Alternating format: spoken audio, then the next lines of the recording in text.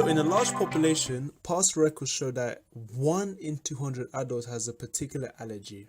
Okay, so far sound like binomial.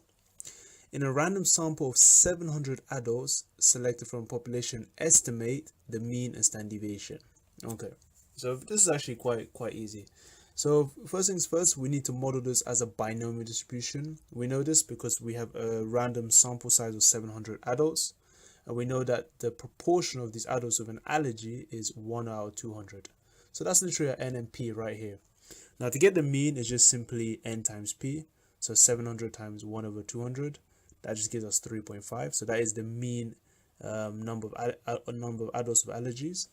And for the variance or standard deviation, firstly calculate the variance, which is just MPQ. And Q in this case is just 1 minus 1 over 200. So one of the allergies, if one have an allergy, then of course 199 people or adults don't have an allergy. So it's just, yeah, 1 minus that is quite easy.